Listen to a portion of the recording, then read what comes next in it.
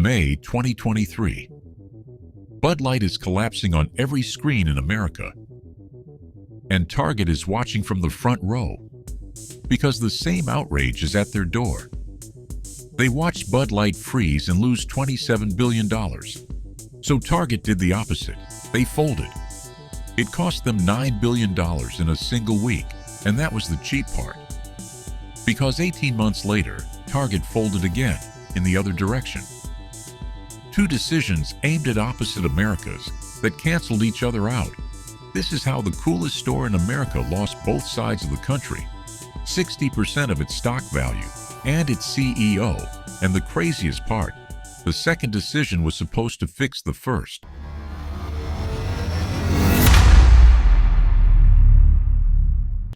To understand what Target broke, you have to understand what it built. 1902, George Dayton opens a department store in Minneapolis. 60 years later, his company launches a discount store with a radical idea. Cheap doesn't have to feel cheap. America gave it a French nickname, Tarzhay, because somehow a big box store had made bargain shopping feel classy.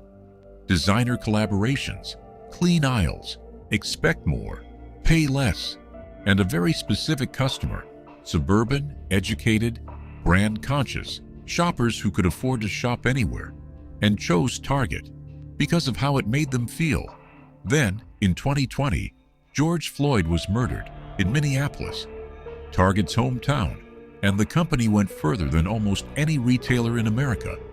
A program called REACH, 3-year diversity goals, and a $2 billion pledge to Black-owned businesses. Whatever you think of corporate activism, understand this was a strategy. Target sold belonging, and it worked. By November 2021, the stock hit an all-time high of $238. The identity wasn't charity, it was the product. Quick aside, if watching brands dismantle themselves in slow motion is your thing, subscribe. There's always another collapse on the table, because 18 months after that all-time high, the product turned into a bomb. May 2023. Target releases its annual Pride collection, and this time, the internet detonates.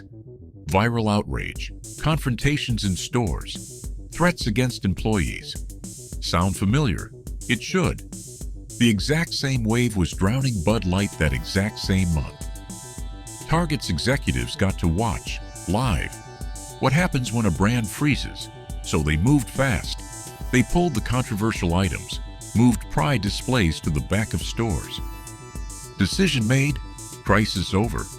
$9 billion of market value, gone in a week. Because here's what they missed. The boycotters didn't come back, and the customers who chose Target because it stood with them. They just watched it fold under pressure. Both sides walked. By June, the damage passed $13 billion.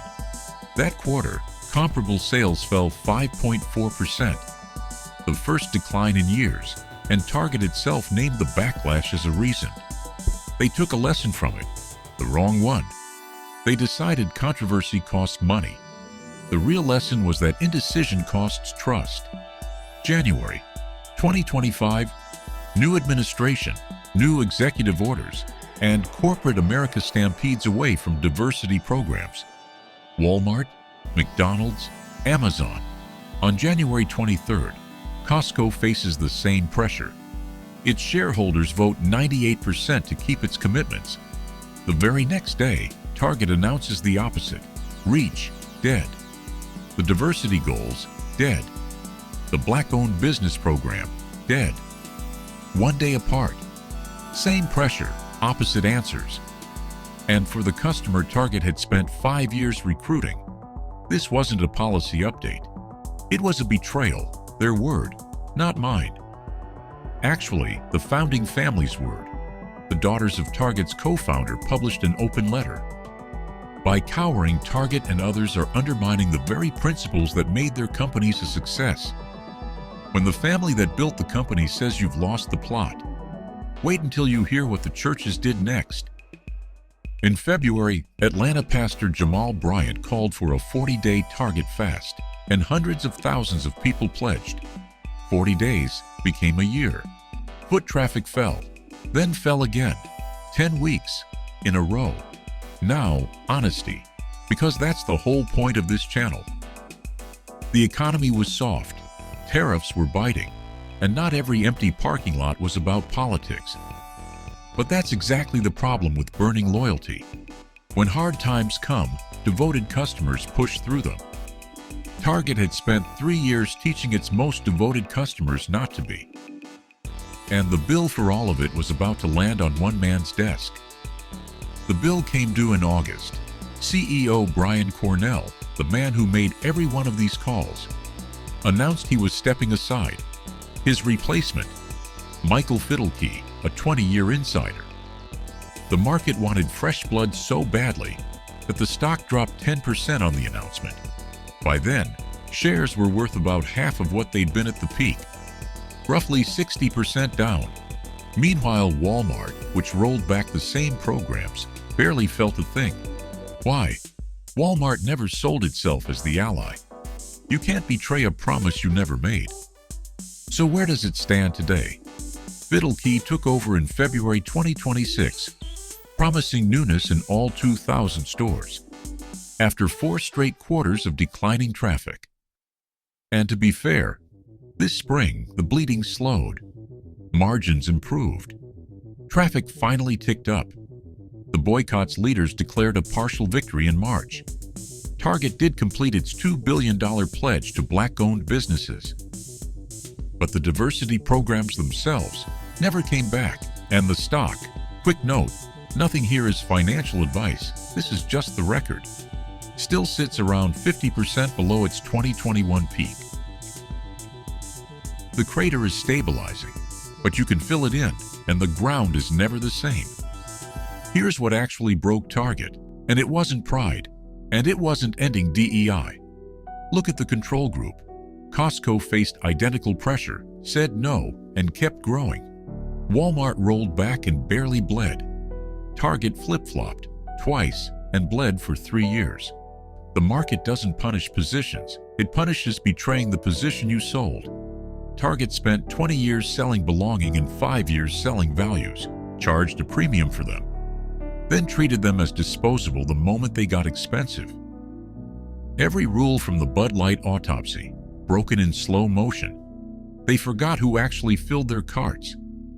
They never decided what they stood for before the crisis, so every crisis decided for them.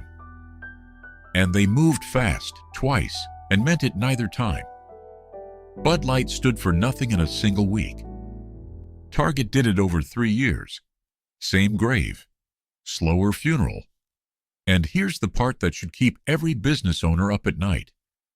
Target had the one advantage Bud Light never got, a warning. They watched the crash happen to someone else on live TV during their own crisis and still couldn't answer the only question that mattered. What do we actually stand for? Most brands can't. If you're not sure yours can, I'll take it apart for you before it costs you anything. A free, no-pitch brand teardown. Links in the description. One question before you go. And I read every answer. Which brand do you think is one bad decision away from an episode? Put it in the comments. And if you want to see the crash, Target was watching from the front row. The Bud Light autopsy is right here. This is Crater. See you at the next collapse.